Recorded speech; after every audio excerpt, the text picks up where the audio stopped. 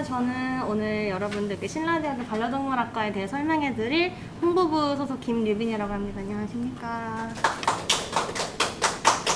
먼저 저희 신라대학교 반려동물학과는 부산, 울산, 경남 최초로 신설된 4년제 반려동물 학과로서 반려동물 양육 가구가 1,500만이 넘고 반려동물과 이코노미의 합성어, 일명 페코노미의 급성장으로 인해 양질의 수의 의료 서비스가 요구되면서 생겨나게 되었습니다. 2019년 8월 2일에 동물보건사 제도화를 포함한 수의사법 개정안이 국회 본회의를 통과하고 올해 2월 27일에 제1회 보건사 자격시험이 실시되었습니다. 그래서 보시는 바와 같이 반려동물 시장 규모와 반려동물과 반려인 수 그리고 반려동물 양육 가구 비율이 점점 늘어나고 있는 추세라 전망은 굉장히 밝다고 보시면 감사하겠습니다. 네, 그래서 올해 신생 경쟁률도 11.4대 1로 굉장히 인기를 끌었고요. 저희가 동물보건사를 중점으로 하고 있다 보니까 그런 실무 관련된 경험을 더 잘 쌓아보고자 특성화 실험 실습실까지 완비되어 있습니다. 그래서 실제 수술을 할 때 어떤 식으로 보조를 해야 하는지에 대한 그런 실습도 할 수 있습니다. 네, 저희 반려동물학과의 교육 목표는 반려동물과 함께하는 언제나 행복한 세상을 꿈꾸며 반려동물과 행복하게 지내기 위한 전문 지식을 배우고 연구하는 것에 있습니다. 가장 중요한 목표는 올해부터 이제 시행된 국가공인 자격증인 동물보건사를 취득하는 것이고요. 그 외에도 이제 동물 산업에 관련된 다양한 전문 실무 능력 그리고 취업과 창업에 대한 전문 역량을 배양하는 것 또한 목표입니다. 저희 반려동물학과 홈페이지에 실려 있는 교육 과정표인데요. 혹시 잘 안 보이실지도 모르겠지만 색깔이 살짝 다른 게 있어요. 반려동물학, 반려동물 보건영양학 같은 것들. 근데 이거는 동물보건사 양성기관 평가 인증 기준 필수 교과목이고요. 동물보건사 취득을 위해 한국수의학교육인증원의 교육 과정을 도입해서 이제 저희 학과에 입학하셔서 1학년부터 4학년까지 수업을 다 들으시면 동물보건사 그 시험에 이제 응시할 수 있는 자격이 생기시는 겁니다. 그래서 가장 중요하게 생각하는 자격증은 동물보건사이고요. 그 외에도 저희가 따로 스터디를 만들면서 이제 수업하면서도 그렇고 이제 민간 자격증을 많이 따을 수 있도록 장려를 하고 있어요. 그래서 반려동물 관리사, 반려동물 식품관리사, 반려동물 행동교정사, 동물매개 심리치료사 1급, 2급, 반려동물 미용사, 실험동물 기술원 2급, 그리고 반려동물 훈련 지도사까지 이제 그런 여러 민간 자격증 또한 저희가 장려를 하고 있고요. 그래서 이러한 자격증을 따서 이제 가질 수 있는 직업으로는 반려동물 식품관리사가 있습니다. 반려동물 식품관리사란 습성과 위생을 이해하고 건강을 관찰하여 재료와 질감을 골라 반려동물 라이프 스타일에 맞는 음식을 개발하거나 처방하는 전문가로서 최근에 들어서는 이제 강아지도 굉장히 여러 가지 질병에 많이 걸리게 되잖아요. 그래서 각 강아지나 고양이 또는 이제 견종이나 묘종에 따라서 필요한 영양분이 조금씩 다르기 때문에 그런 거를 이제 연구해가지고 사료를 이제 상품화, 기업이 대량 생산을 할 수 있도록 그런 기반을 마련하는 연구원으로서 활동하실 수도 있고요. 그런 식으로 굉장히 여러 가지 직장에서 활동할 수 있는 굉장히 폭넓은 직업이고요. 다음은 동물 미용사입니다. 동물 미용사는 약간 기본적으로 할 수 있으면 굉장히 좋기 때문에 저희가 많이 장려를 하고 있고요. 저희 교과 과정 중에서도 포함이 되어 있습니다. 그래서 반려동물의 미용과 청결을 담당하는 직업으로서 고객과 상담을 통해 반려동물의 스타일, 상태 및 털의 위생과 털 관리, 그리고 건강 상태까지 관리하는 직업입니다. 단순히 미용하는 것뿐만 아니라 미용을 하면서 이제 동물의 피부나 그런 곳에 숨어있는 혹 같은 걸 찾아내서 이제 병을 미연에 방지한다든지 그런 식으로 이제 도와줄 수도 있고, 고양이 같은 경우에는 스트레스를 많이 받으면 이제 건강이 악화될 수 있기 때문에 그런 것까지 케어를 하면서 미용을 할 수 있도록 이제 추세가 바뀌고 있습니다. 그래서 자격증은 1급부터 3급까지 존재합니다. 다음은 이제 가장 많이 반려동물 학과 하면 이런 거 배우겠지라고 생각하는 것인데요. 반려동물 행동교정사 및 반려동물 훈련 지도사입니다. 강현웅 훈련사님 다들 아시죠? 이제 그분이 가지고 계시고 있는 직업이 바로 이거라고 보시면 되겠고요. 문제 행동을 하는 동물과 주인의 문제점을 파악하여서 개선하는 도움을 줍니다. 그래서 인간과 반려동물 사이의 정서적 작용을 이해하고 반려동물의 행동 반응을 통해 반려동물과 주인의 올바른 관계 형성을 도와주는 직무를 하는 사람이고요. 굉장히 여러 가지 측면에서 굉장히 많이 활용될 수 있는 그런 직업이기 때문에 보호소와 야생동물 구조센터, 테마파크, 사육사, 훈련사, 반려동물 유치원 등 굉장히 다양한 업종에 취업이 가능한 직업 중에 하나입니다. 그리고 실험동물 기술원이 있는데요. 이 직업은 이제 실험동물 기술 1급, 2급 인증 시험을 통과하여서 공무원이 될 수 있는 직업입니다. 그래서 동물 임상 실험을 통해 새로운 제품을 평가하고 개발하는 업무를 주로 맡고 있습니다. 네, 마지막으로 동물보건사인데요. 동물병원 내에서 수의사의 지도 아래 동물의 간호 또는 진로 보조 업무에 종사하는 사람으로서 농림축산식품부 장관의 자격 인증을 받은 사람을 뜻합니다. 동물보건사의 간호 업무로는 동물에 대한 관찰, 체온, 심박수 등 기초 검진 자료의 수집, 간호 판단 및 요양을 위한 간호, 동물 진료 보조 업무, 약물 도포, 경구 투여 마취 수술의 보조 등이 있습니다. 저도 지금 동물보건사로서 잠깐 근무를 하고 있는데요. 굉장히 이런 것도 많이 밀어주고 있어서 저도 지금부터 실무를 연습을 하고 있습니다. 그래서 이러한 직업을 가질 수 있는 분야 그리고 진출 가능 기업에 대해 설명드리겠습니다. 분야로는 전국 수의대 그냥 동물병원 아니고 종합동물병원에 취직할 수 있으시고요. 동물원, 지역회사 연구원, 공무원 하셨을 때 약간 안 하다 하실 수 있는데요. 아까 말씀드린 실험동물 기술원 그리고 이제 익히 알고 계신 군견, 경찰견, 마약 탐지견과 같은 그런 견종 그런 아이들의 훈련하는 훈련사 그런 것 또한 공무원으로 일하실 수 있는 거고요. 펫 용품 전문물, 동물식품 회사, 방역기관, 창업, 펫 보험회사, 핸들러, 펫 테마파크, 반려동물 스타일링 샵에서 일하실 수 있습니다. 진출 가능 기업으로는 저희가 익히 알고 있는 CJ, 삼성, LG, SK, 롯데, 신세계 등이 있고요. 그 외에도 이제 펫푸드를 중점적으로 하는 할인 펫푸드 그리고 동물 펫 용품 전문물인 펫브랜드, 펫밥 같은 그런 회사가 있고요. 그 외에도 대성미생물연구소라는 연구소 그리고 유한양행, GC, 녹십자 그런 회사들로 진출할 수 있으십니다. 저희 학과에서는 성공 로드맵 또한 제시하고 있는데요. 1학년에는 이제 기본적으로 어떤 진로를 나갈 건지 찾아보는 탐색하는 시간을 가지면서 다양한 비교과 프로그램에 참여한다든지 아니면 저처럼 이제 근로를 하면서 이게 내가 어떻게 이제 평생 일로 삼을 수 있을까 이런 체험을 해보는 시간 그리고 이제 저희가 봉사활동은 지금은 못하고 있지만 계속 추진하고 있거든요. 그래서 그런 봉사활동도 만약에 내년에 오시면 하실 수 있을 것 같습니다. 그리고 자격증 같은 것도 저도 올해 지금 2개 이미 땄거든요. 그래서 그런 자격증을 딴다든지 하는 시간을 가지고 2학년 때는 교과 비교과 활동을 통해서 또 다른 자격증을 더 취득하고 복수 전공, 부전공, 연계 전공을 활용하여서 이제 더 폭넓게 이제 동물 매개 심리 치료사 같은 경우에는 동물뿐만 아니라 사람의 심리까지 알아야 하기 때문에 그런 복수 전공, 연계 전공이 굉장히 중요합니다. 그래서 반려동물 전문가 특강을 들으면서 실제 이 일이 어떤지, 어떤 거를 해야지 그 직업을 가질 수 있는지에 대해서도 알아보고 어학연수나 교환학생 프로그램을 활용하여서 해외로 나갈 수 있는 기회까지 저희가 제시를 하고 있습니다. 그리고 3학년에는 개인별 역량 점검 시스템을 활용하여서 어떤 면이 아직 조금 부족한지 아니면 어떤 면은 괜찮은지 이런 식으로 자신을 점검하여서 부족한 부분을 보완하는 그런 시간을 갖고요. 3학년이기 때문에 취업 준비를 하면서 영어 시험이나 기업 분석, 면접 준비 등까지 저희가 제시를 하고 있습니다. 그리고 마지막 4학년에는요. 실험동물 기술은 2급이나 반려동물 매개 심리치료사 1급 같은 자격증을 따실 수 있고요. 그 외에도 저처럼 지금 인턴십은 아니지만 저는 어쨌든 반려동물 관련 인턴십이나 동물병원 현장 실습을 나가면서 실제 업무와 관련된 그런 실습을 나가고요. 그리고 마지막 최종적으로 동물보건사 자격증을 취득하는 것까지 저희가 제시를 하고 있습니다. 마지막으로 저희 반려동물학과 1기에서 이루어진 행사 먼저 설명드릴게요. 저희가 경찰관 맥스와 함께한 진로탐색 특강이랑 엑스코에서 개최한 궁디팡팡 캣페스타와 한국 이색 반려동물 박람회를 관람하였는데요. 먼저 경찰관 맥스와 함께하는 진로탐색 특강은 올해 3월에 이루어졌습니다. 여기 보이시는 까만 강아지가 맥스인데요. 이제 경찰견으로서 이제 마약 탐지견 업무를 맡고 있습니다. 이 친구가. 그래서 실제로 경찰견 훈련사가 되려면 어떤 공부를 해야 하고 어떤 과정이 필요한지 또 어떤 어려움이 있는지 아니면 보람이 있는지에 대해서 들어보는 시간이었고요.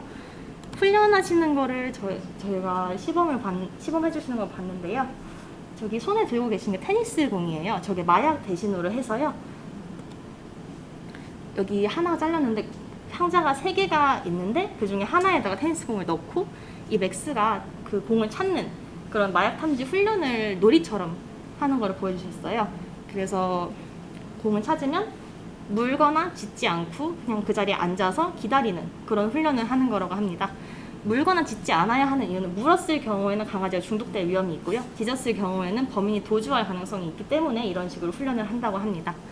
그래서 굉장히 어떤 반려동물 학과를 졸업했을 때 경찰견 훈련사가 될 수 있는 방향에 대해서 알아보는 시간이었고요.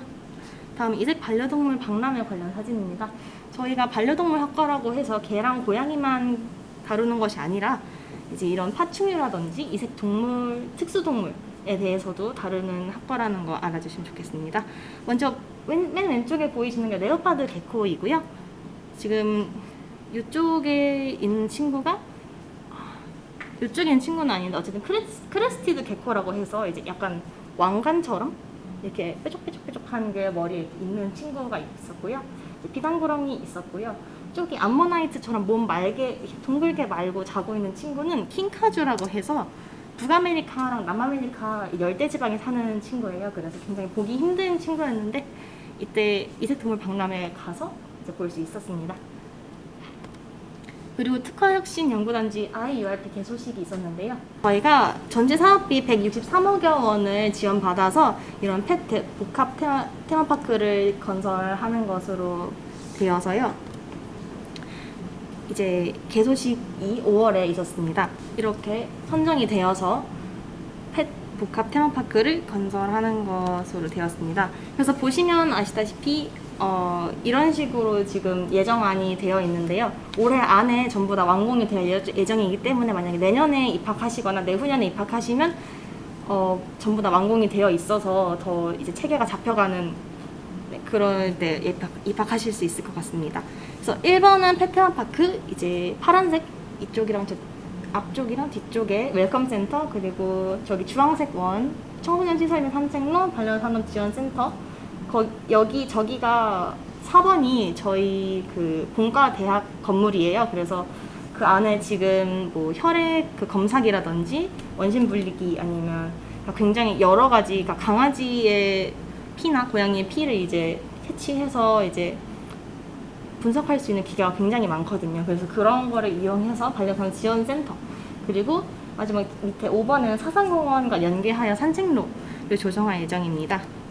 이 외에도 주차장과 고양이 동반 이용자를 위한 전용 하우스, 캣하우스와 고양이와 강아지 카페 및 레스토랑, 그리고 반려동물 관련 공연 및 각종 대회가 열릴 야외 공연장, 그리고 야외 애견 훈련장 및 행동 풍부화 놀이터가 있는 야외 훈련장, 그리고 지금 같은 여름에 굉장히 인기 있을 것 같은 도구풀, 그리고 강아지 놀이터, 고양이 놀이터, 그리고 신라대 캠퍼스 주변이랑 부산 갈매길이랑 연계해갖고 반려견 동반 산책길, 일명 견리단길까지 저희가 예정이 있습니다.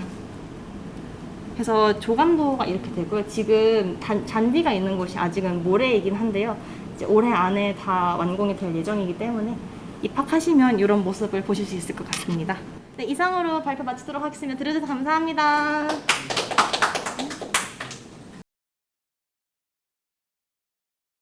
네, 안녕하십니까. 신라대학교 항공대학 항공운항학과에 대한 소개를 맡은 신라대학교 4학년에 재학 중인 송양빈입니다. 반갑습니다. 혹시 신라대학교 항공대학에 대해 들어보신 분 계신가요? 그러면 먼저 항공운항학과에 대해 소개하기 전에 항공대학에 먼저 간단히 소개하고 진행하도록 하겠습니다. 혹시 강의를 들으시면서 혹은 평소에 항공대학에 대해 궁금하셨던 점이 있으면 여기로 문자로 질문 남겨주시면 제가 이야기 끝난 후에 바로 답변해 드리도록 하겠습니다. 그러면 시작하기 전에 저희 항공대학에서 만든 저희 항공대학 홍보 영상 먼저 시청하시고 계속 진행하도록 하겠습니다.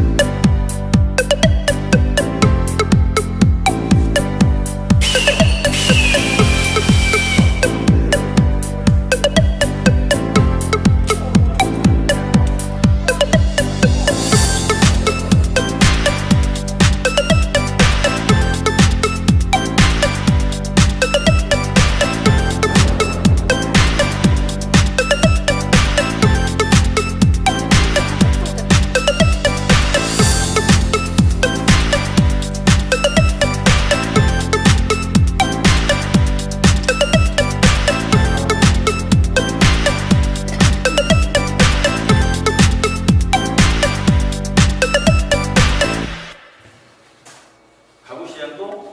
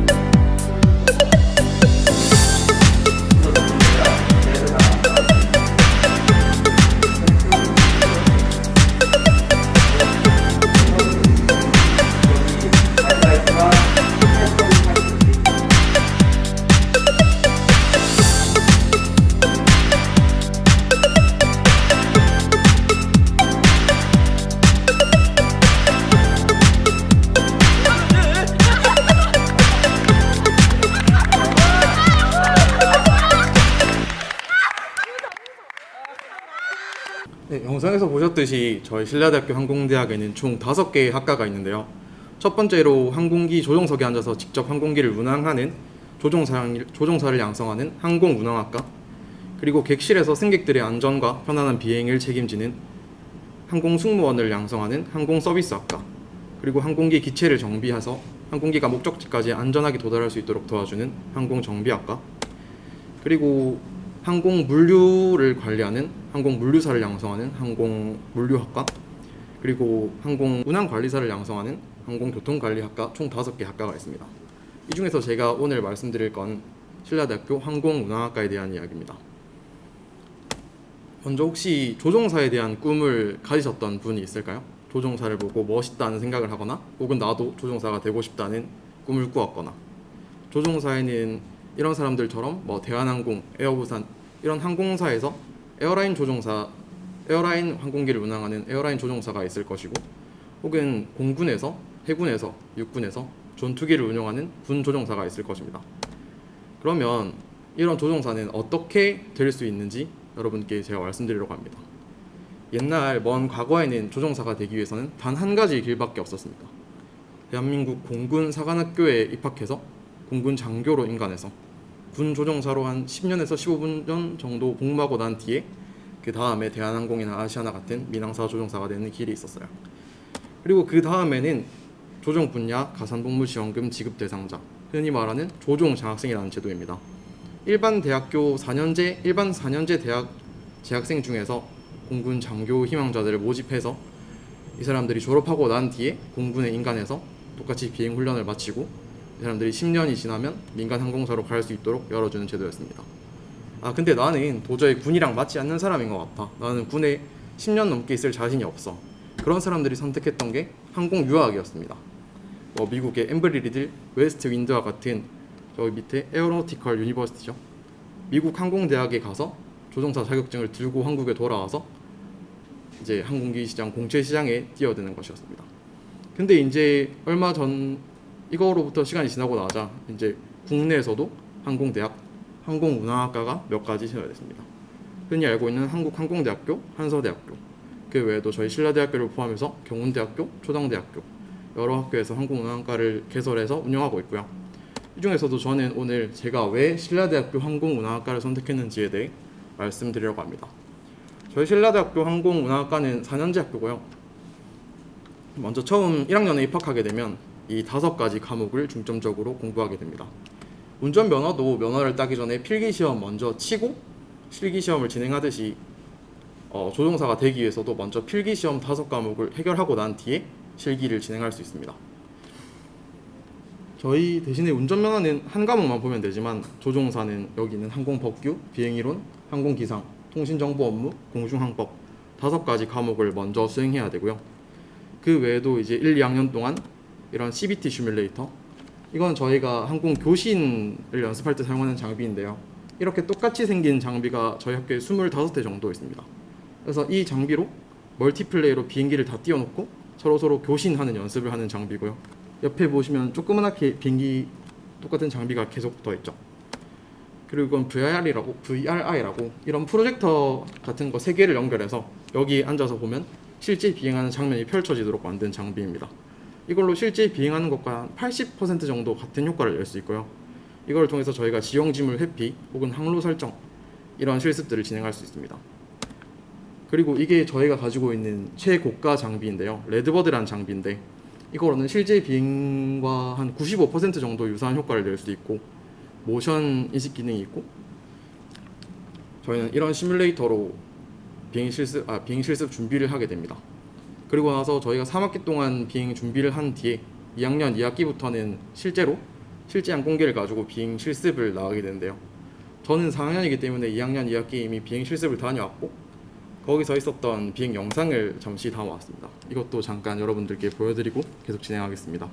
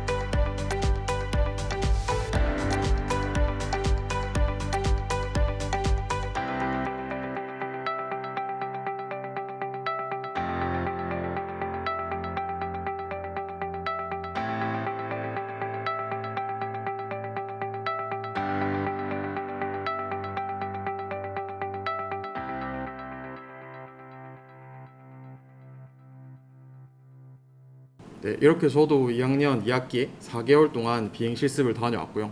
비행 실습이 끝났다고 해서 조종사 자격증이 바로 나오는 게 아니라 이제 이 실습 수료증을 가지고 서울에 가서 이제 내가 2년간 배웠던 내용들을 하나하나 면접 보서처럼 답변하고 나면 이렇게 조종사 자격증이 나오게 됩니다.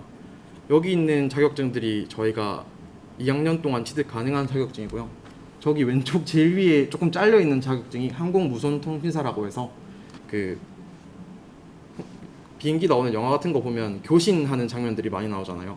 그런 교신을 할 수 있는 자격증이고, 여기 합격을 축하드립니다 밑에 있는 자격증 2개가 자가용 조종사 자격증이라고 해서 돈을 벌 수는 없지만 이 자격증으로 그래도 항공기를 조종할 수 있는 자격을 얻었다를 증명하는 겁니다. 옆에 있는 건 마찬가지로 무선 자격증이고요. 그리고 중간에 있는 신체 검사서가 하나 있습니다. 자, 그러면 제가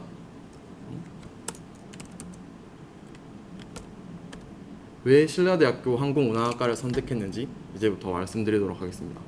신라대학교 항공운항학과를 선택한 이유를 한마디로 줄이자면 빠르고 경제적이고 다양한 비행 경험을 쌓을 수 있습니다.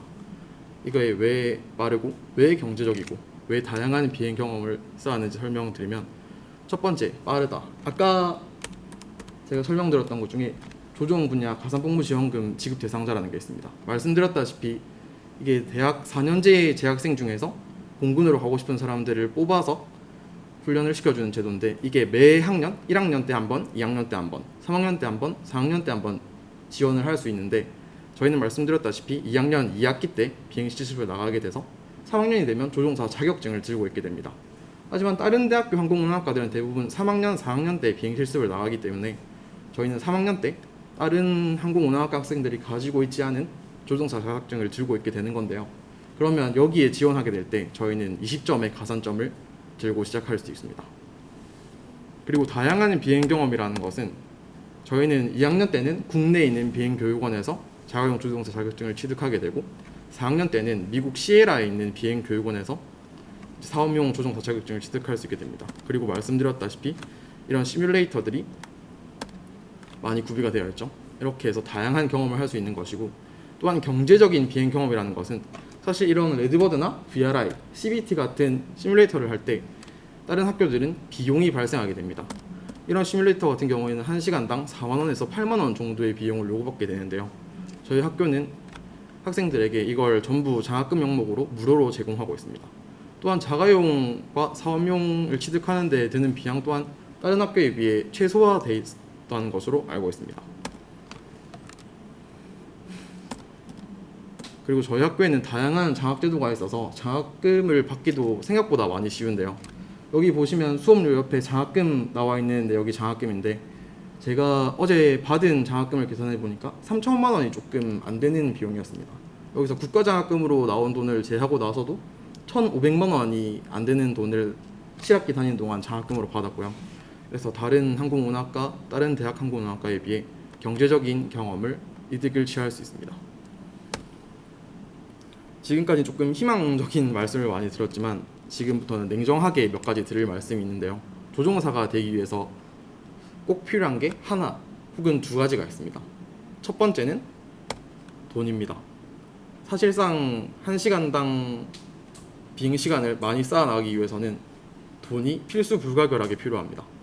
지금 전쟁으로 인해서 유가가 많이 오른 상태죠. 저는 비행 실습을 할 때 1시간당 24만 원의 비용을 지출했고요. 그리고 지금은 29만 원을 하고 있습니다. 그래서 저희 학교가 아무리 최소화된 비용을 지급한다고 하지만 자가용 조종사, 사업용 조종사를 취득하기 위해서는 최소 1억의 돈이 필요하게 될 거고요. 물론 공군으로 가시면 모든 걸 공짜로 해결할 수 있습니다. 그리고 두 번째, 사실 이게 가장 중요한 항목인데, 저희는 항공 종사자 신체 검사를 통과해야 됩니다. 만약 이게 통과되지 않으면 돈을 뭐 10억을 갖다 주든 20억을 갖다 주든 조종사가 될 수는 없어요. 물론 대부분의 사람들이 대부분 다 통과받지만 뭐 선천적인 지병이라던가 혹은 눈이 너무 안 좋으면 이 항공 신체 검사 1종이 안 나올 수 있습니다.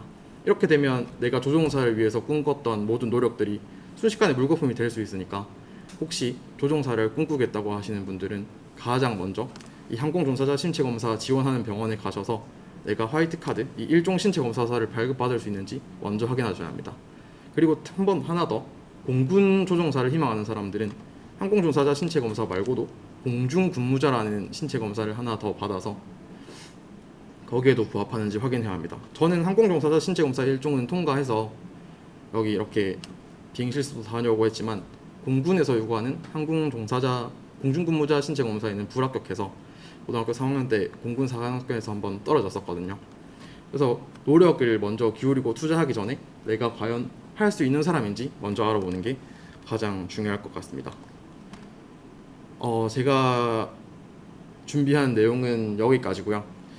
지금 제가 이야기 나눴던 이 시간이 여러분들과 조종사의 거리를 조금이라도 줄일 수 있었던 시간이었으면 좋겠습니다. 그리고 저희 학과에서 만들었던 홍보 영상 마지막으로 시청하시고 저 이 시간은 끝내도록 하겠습니다. 감사합니다. 프리플라이트 인스펙션 내부 이상 없었습니다.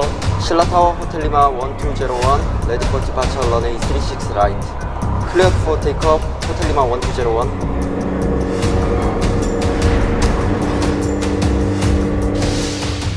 네, 안녕하세요. 저는 신라대학교 항공운항학과 19학번 강수민입니다. 지금부터 저와 함께 저희 과에 대해서 한번 알아보도록 하겠습니다. 자, 렛츠 기릿 잇! 제가 첫 번째로 온 곳은 저희 학과 시뮬레이터실인데요. 네, 안녕하세요.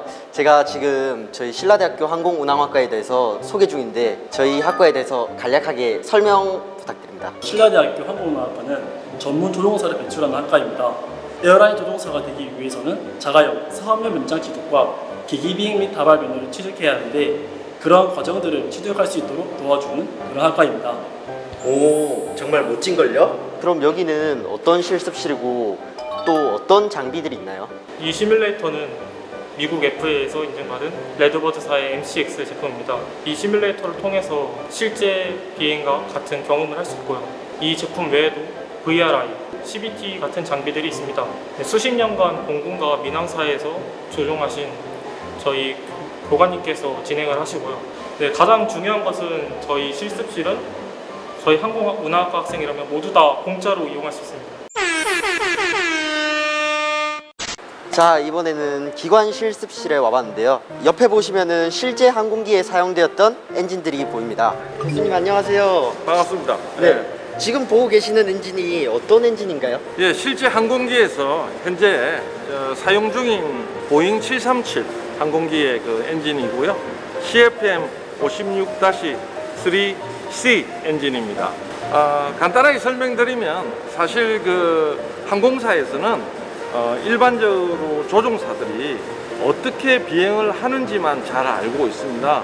그래서 이제 항공사에서 저희 학교에 요청을 하기를 엔진에 대한 구조 그리고 또 작동 원리 그런 이해도를 좀 갖고 왔으면 좋겠다 이런 요청이 있었습니다. 저희 신라대 학생들은 미래에 아마 기장님께 사랑받는 부기장이 될 것 같습니다. 그러면은 옆에 학생께서 저희 학과를 희망하는 고등학생들에게 한마디 부탁드립니다. 항공사에서 필요로 하고 항공사에서 또 사랑받을 수 있는 조종사가 되기 위해서 저희 신라대 항공운항과에 꼭 오셨으면 좋겠습니다. 신라대학교 항공운항 프라이스 퓨처!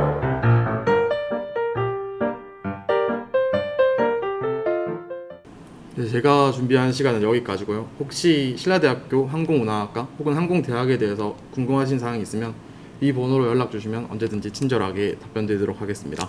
감사합니다. 네, 우선 제 소개를 하겠습니다. 안녕하십니까. 저는 신라대학교 국어교육과 재학생이자 신라대학교 홍보대사인 이정현이라고 합니다. 다들 만나서 반갑습니다. 네, 오늘의 순서는 보시는 것처럼 이렇게 국어교육과에 대해서 잠깐 소개해드리고 사범대에 대해서도 좀 소개해드리겠습니다. 그리고 신라대학교 국어교육과에 대해 소개해드리고 신라대학교 국어교육과의 교육과정에 대해 말씀드리고 그리고 네 번째로 졸업 후 진로에 대해 말씀드리고 다섯 번째 Q&A 진행하고 마무리하도록 하겠습니다. 자, 우선 첫 번째로 국어교육 사범대가 무엇인지 국어교육과가 무엇인지 말씀드리겠습니다. 자, 먼저 사범대란 보시는 것처럼 중등교사 양성을 목적으로 하는 대학교의 단과대학으로 사범대학을 졸업하고 일정한 자격을 채우면 2급 정교사 자격증을 받을 수 있습니다. 자, 그리고 국어교육과는 보시는 것처럼 우리가 매일 접하는 모국어와 문학은 모든 학문의 기초를 할 수 있습니다. 국어교육과에서는 올바른 인성과 국어학, 국문학 등에 대한 지식을 바탕으로 학생들에게 국어교육을 할 수 있는 인재를 양성한다고 할 수 있는데요. 쉽게 말하자면 국어교사를 양성하는 학과라고 생각하시면 될 것 같습니다. 제가 이렇게 아마 사범대나 국어교육과를 여러분들이 떠올렸을 때 생각할 수 있는 이미지를 몇 가지 생각해 봤는데요. 아마 뭐 임용고 힘들지 않을까, 그리고 뭐 사범대가 예전에 사범대지 지금은, 그리고 국어 너무 어렵다 이렇게 생각할 수 있어서 이렇게 한번 생각을 해봤습니다. 제가. 그래서 먼저 첫 번째로 가장 큰 문제라고 할 수 있습니다. 임용고시에 대한 문제. 현재 전국적으로 사범대의 임용고시 합격률은 계속 하향 곡선을 그리고 있고, 임용고시에 합격하는 것보다 그냥 스타트업으로 성공하는 게 훨씬 빠르다라는 말이 나올 정도로 임용고시 합격률은 극악에 달한다고 할 수 있습니다. 그런데 신기하게도 어떤 학교의 사범대학 임용률은 전국 여러 사범대의 임용률에 반비례하게 상승 곡선을 그리고 있었습니다. 18년도에 29명, 19, 20년도에 42명, 작년은 무려 60명이나 임용고시 합격했고, 올해는 부산 지역 전체 국어 임용에서 전체 수석을 한 사람이 그 학교 출신이었습니다. 여러분, 과연 그 학교가 어딘지 궁금하실 텐데요. 천천히 알아가 보도록 하겠습니다. 자, 두 번째로는 사범대의 이미지입니다. 과거에는 사범대를 다닌다고 하면 공부 되게 잘한다고 생각하고 교사가 될 수 있으니 촉망받던 학과였습니다. 하지만 요즘 사람들 인식은 앞서 말한 임용고시 합격률이 워낙 극악이다 보니 사범대학을 나와도 교사 되기 힘들다라는 인식으로 바뀌어 사범대의 인식은 별로 좋지가 않습니다. 하지만 제가 기쁜 소식 하나 말씀드리겠습니다. 임용고시의 합격률이 낮았던 이유 중 하나가 사범대학이나 교육대학을 다니는 학생들 이외에 교직이수를 통해, 자, 여기서 교직이수가 제가 뭔지 간단히 말씀드리겠습니다. 여기서 교직이수란 쉽게 설명하자면 국어교육과에 입학하기에는 성적이 부족했던 학생이 국문학과에 진학하여 최상위 성적을 2년 또는 4년 동안 유지한다면 사범대학이나 교육대학과 같이 똑같은 중등교사 2급 자격증을 주는 제도를 교직이수라고 합니다. 그래서 교직이수를 통해 사범대학 학생, 교육대학 학생들과 똑같은 자격을 얻어 임용고시를 칠 수 있었습니다. 하지만 2026년부터는 교직이수가 불가능해져서 사범대학, 교육대학을 다니지 않는 학생은 임용고시에 응시할 수가 없게 되었습니다.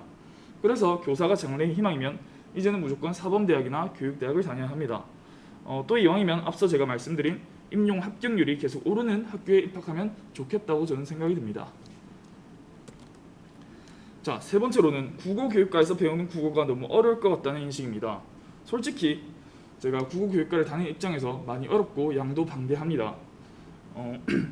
여러분들이 현재 배우고 있는 문법인 된소리대기, 국어음화, 잠금 단순화 등 사실 그것들보다 국어교육과에서 배우는 국어 문법은 훨씬 더 깊이 있고 훨씬 더 어렵다고 할 수 있습니다.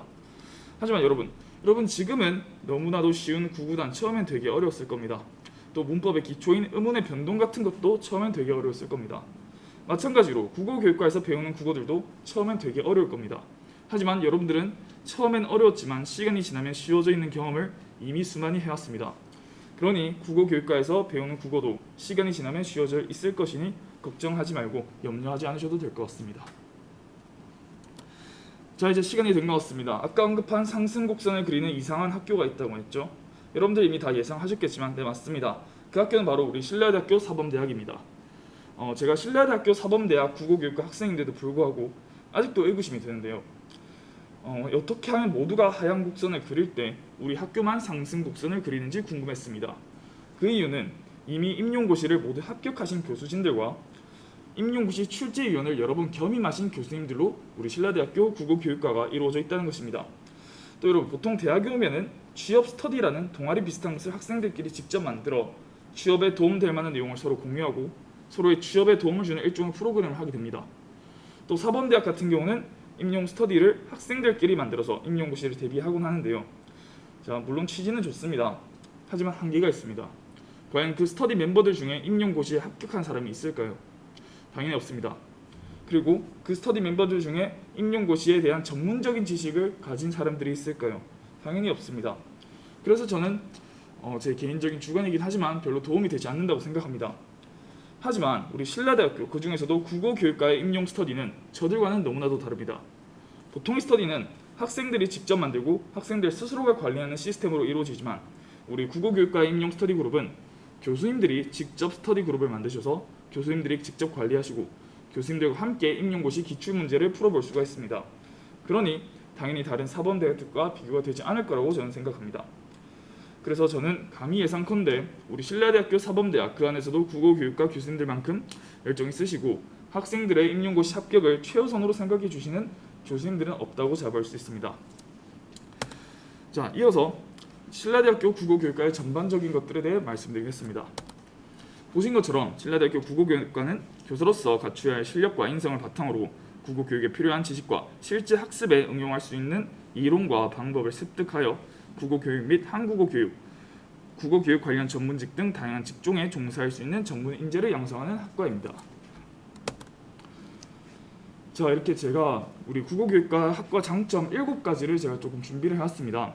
사실 첫 번째 강점 같은 경우는 모든 사범대의 학생들이라면 다 가질 수 있는 강점이기에 제외하고 바로 두 번째로 넘어가겠습니다. 두 번째 강점은 우리 신라대 사범대의 큰 강점이라고 볼 수 있는데요. 만약 국어교육과에 입학했는데 국어교육과가 자신의 적성에 맞지 않거나 임용고시에 조금 더 유리함을 취하고 싶은 학생들을 위해서 사범대 내의 여러 학과에 자유롭게 복수 전공이 가능하다는 점입니다. 제가 아는 한 선배도 국어교육과에 입학했지만 평소에 수학에도 관심이 많아서 임용에 유리함을 취하기 위해 국어교육과를 다니고 있지만 수학교육과에 복수 전공을 하여 학과 생활을 더 알차게 보내고 있답니다. 자, 세 번째로는 실제 교육 현장에서 활약하고 있는 선배의 국어교사, 한국어 교사 및 교육 관련 전문가 선배들이 대한민국 전역에는 물론 전 세계적으로 퍼져 있어서 국어교육과 후배들에게 많은 도움을 줄 수 있다는 것이 강점이라고 할 수 있습니다. 자, 다음으로는 여러 대학의 교수진들 역시 훌륭하겠지만 특히 우리 신라대학교 국어교육과의 교수님들이 더 우수하다고 조심스럽게 말할 수 있을 것 같습니다. 국어학, 현대문학, 고전문학, 국어교육학, 매체교육학 각 분야에서 각 학문당 무려 40년 이상 연구해오신 교수님들이 포진해 계시고 특히나 우리 신라대학교 국어교육과 교수님들은 전직 임용고시 출제위원이자 모두 임용고시를 합격하신 분들이라 임용고시에 있어서 누구보다 전문가라고 할 수 있습니다. 그래서 여러분들은 임용고시에 관한 걱정 살짝 내려놓으셔도 될 것 같습니다. 자, 다섯 번째로는 외국어로서의 한국어 교원 양성 프로그램을 운영한다는 것입니다. 이것이 강점인 이유는 요즘 K-푸드, K-팝 등 전 세계적으로 한국의 문화가 전파되어 있고 유행하는데 이와 같이 시대의 흐름에 맞춰 외국에서 한국어를 가르칠 수 있는 방법을 익힐 수 있는 프로그램을 우리 신라대학교 국어교육과에서는 학생들에게 제공한다는 것입니다. 그렇기에 단순히 국내 교사를 양성하는 것뿐만 아니라 해외의 한국어 전문가도 양성하는 학과가 우리 신라대학교 국어교육과라고 할 수 있습니다. 자, 다음으로 여섯 번째 강점입니다. 이는 제가 앞에서 언급도 했고 지금도 강조할 강점입니다. 먼저 온세미로라는 임용 스터디 동아리입니다. 이 온세미로는 임용 스터디 동아리는 제가 앞서도 말씀드렸다시피 보통 다른 학교의 스터디 그룹 하면은 학생들끼리 운영하게 되고 학생들끼리만 공부하게 됩니다. 하지만 이 온세미로는 교수님들이 주최하에 교수님과 함께 공부할 수 있는 임용 스터디 그룹이라서 다른 학교의 스터디 그룹보다 훨씬 더 유리하게 임용고시에 대비를 할 수가 있습니다. 자, 그리고 여러분들 한 번쯤은 이런 말 들어보신 적 있을 텐데요. 물론 책을 펴놓고 책상에 앉아서 이론을 공부하는 것도 좋지만 몸소 느끼고 몸소 체험하는 공부가 진짜 공부다라는 말 들어보신 적 있을 텐데요. 자, 이 말에 따라서 이렇게 보시면 어영부영 사치문 동아리라는 것이 있습니다. 이것들은 실제 작가의 생각에 가서 그 작가의 문학 작가의 생각에 가서 그 문학 작품에 대해 알아보기도 하고 그 문학 작품이 배경이 되었던 곳에 가서 그 문학을 조금 더 깊이 있게 알아보는 시간을 가지기도 합니다. 이렇게 우리가 현장에서 또 교육을 받을 수 있는 동아리도 있다는 점 알아두시면 좋을 것 같습니다. 자, 이렇게 실내에서 공부할 수 있고 실외에서도 공부할 수 있는 이 두 마리 토끼가 모두 우리 신라대학교 국어교육과에 준비가 되어 있습니다. 자, 그리고 마지막 강점입니다. 국어, 문학과 관련된 지도자 양성 프로그램을 운영합니다. 이는 신라대학교 국어교육과 출신이자 현직 교사로 계신 선배님들을 학교로 초청해 임용고시 특강을 진행한다거나 외국에 계신 신라대학교 국어교육과 출신의 한국어 교사 선배님들을 초청하여 한국어 교육에 관한 특강을 진행한다는 것입니다. 이외에도 많은 국어 교육 그리고 문학 교육 관련 특강을 학생들에게 제공하니 학생들에게는 너무 좋은 기회라고 저는 말씀드릴 수 있을 것 같습니다. 자, 그리고 이어서 제가 국어교육과의 교육과정을 간단하게 말씀드리도록 하겠습니다. 신라대학교 국어교육과에 입학하면 보시는 것처럼 1학년에는 국어학, 문학, 국어교육에 대한 기초를 익히게 되고 2학년에는 더욱 깊이 있는 국어, 문학에 대한 이론과 교육의 실제에 대해 배우게 됩니다. 이어서 3학년에는 현대와 고전국어를 동시에 익히면서 교육 현장에서 실제로 가르칠 수 있는 능력을 기르게 되고 4학년에는 중등학교 현장에서 바로 학생들을 지도할 수 있는 전문적인 국어 교사를 완성하게 됩니다. 이 같은 경우는 제가 얼마 전에 우리 신라대학교 국어교육과에 경사스러운 소식이 있어서 제가 하나 준비해봤습니다.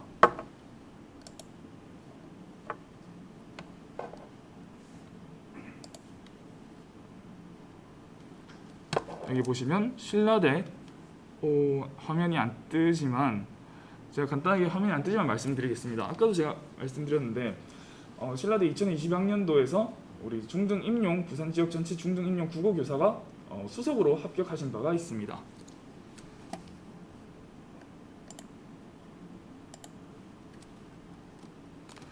네, 이어서 국어교육과를 졸업하면 무엇이 되는지 제가 간단하게 말씀드리겠습니다. 보통 여러분들이 생각하셨을 때 국어교육과를 졸업하면 국어교사 그리고 임용고시 합격하지 않으면 국어 학원 국어 강사가 된다고 아마 생각하실 겁니다.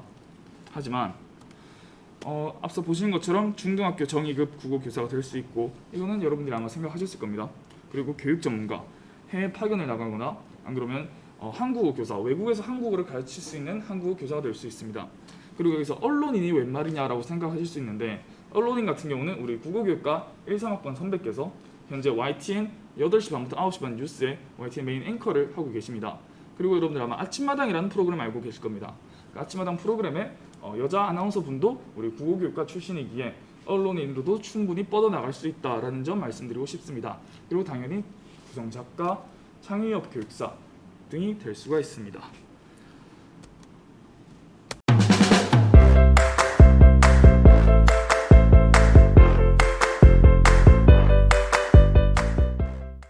안녕하세요. 저는 국어교육과 13학번 조혜진입니다. 저는 현재 YTN이라는 방송국에서 앵커로 일을 하고 있습니다. 교사 말고는 한 번도 다른 직업을 생각해 본 적이 없었던 제가 어떻게 아나운서라는 꿈을 가지고 또 실현할 수 있었는지 생각해 본다면 아마 최선을 다했던 저의 대학 생활 덕분이 아니었나라는 생각이 듭니다. 저는 JTBC 전주방송국에 공채 아나운서로 입사를 해서 제가 가장 오랫동안 진행했던 프로그램은 KBS 아침마당이라는 프로그램이고요.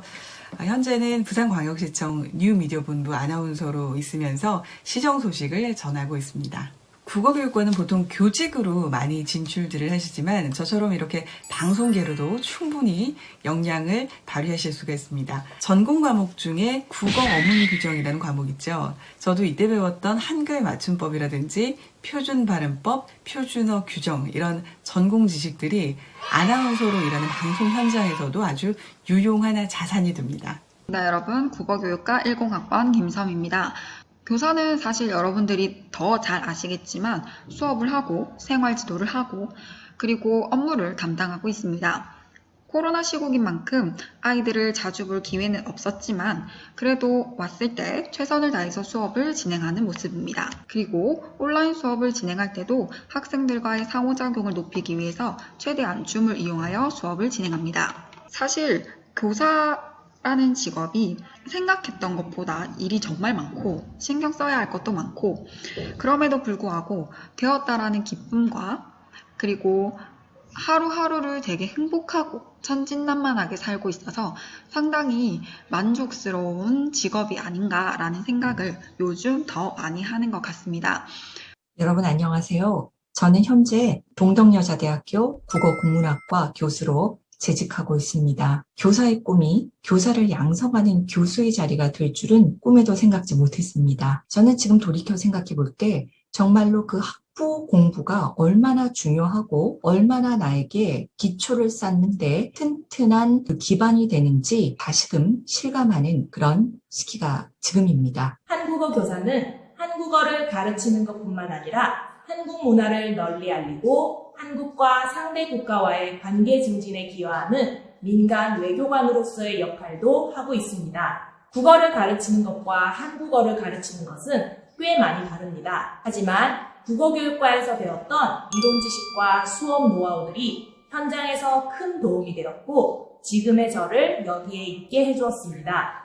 저도 처음에는 중등교사가 되고 싶어서 사범대에 진학했지만 그 외에도 다른 길이 많다는 것을 알아보고 교육행정 공무원에 응시를 지원하게 되었습니다. 현재는 교육부 소속의 공무원으로서 국립대학교의 교직원으로서 일하고 있습니다. 취업을 준비하는 시기에는 남들과 비교하게 되면서 자괴감에 빠질 수도 있지만 나만의 속도가 있다고 생각하시고 꾸준히 나의 목표를 되새김질하시면서 공부하시고 준비하신다면 좋은 기회가 찾아오지 않을까 싶습니다. 국어교육과를 졸업한 후에는 모두가 잘 알고 계시는 중등교사로의 길 외에도 이렇게 다양하고 매력적인 길이 있다는 점 꼭 기억해 주세요. 사람의 길은 어떻게 열릴지 줄 모른다라는 걸 저를 통해서도 여러분들이 보실 수 있을 겁니다. 열심히 준비하시고 잘 견뎌내시고 그러다 보면 여러분들이 생각하지 못한 길이 열릴 것입니다. 내가 어떻게 해? 내가 할 수 있을까? 에이, 내가 어떻게 해? 라는 한계점을 짚다 보면 아마 저도 지금 아나운서라는 꿈을 실현할 수 없었겠죠. 혹시 여러분께서도 방송계, 아나운서 쪽으로 관심이 있는 후배가 계시다면 한번 도전해 보시길 권해드립니다. 우리 국어교육과 후배 여러분 화이팅입니다. 여러분의 앞날을 응원하겠습니다. 신라대학교 학우분들 모두 화이팅! 신라대학교 국어교육과 화이팅! 화이팅!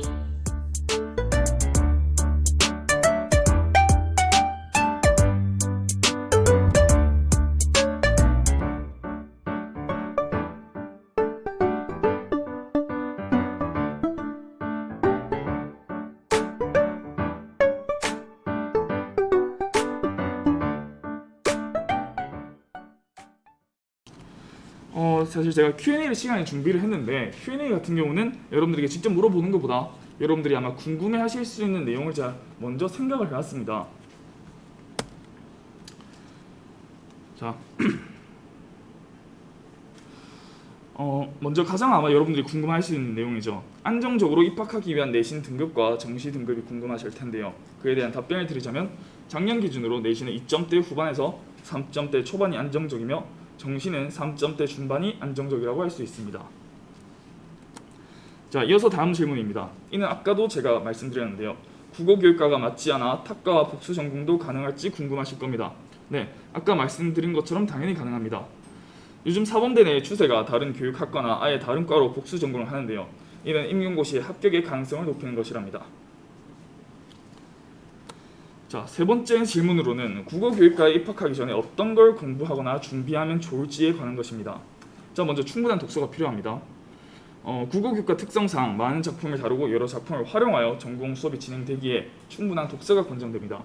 보통 국어교육과를 졸업하게 되면 중학교 혹은 고등학교 교사로 임명되기에 저희 학과에서도 중고등학교에서 필수적으로 다루는 작품들을 많이 다루게 됩니다.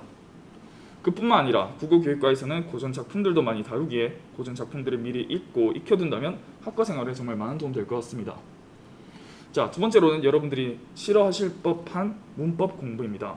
문학 작품을 아는 것만큼 문법적인 요소들을 익히는 것 또한 중요합니다. 본 학과에 입학하게 된다면 국어학개론, 국어문법론, 국어음을론 등 문법에 관련된 여러 과목을 익히게 되는데 이때 여러분들의 국어문법 지식이 많이 요구될 것입니다. 그렇기에 국립국어원에서 배포하는 한국어 어문 규범을 읽으며 한국어의 문법 규정이 어떻게 이루어진지 꾸준히 익히신다면 여러분들의 학과 생활에 많은 도움 될 거라고 저는 생각이 듭니다. 자, 마지막으로 국어에 관한 어휘력을 높이는 것입니다. 본 학과에 입학한 후 여러 과목을 배우며 새로운 지식뿐만 아니라 새로운 어휘를 많이 접하게 될 것입니다. 이를 위해 입학 전 어휘력을 높이는 활동을 하는 것이 많은 도움이 됩니다.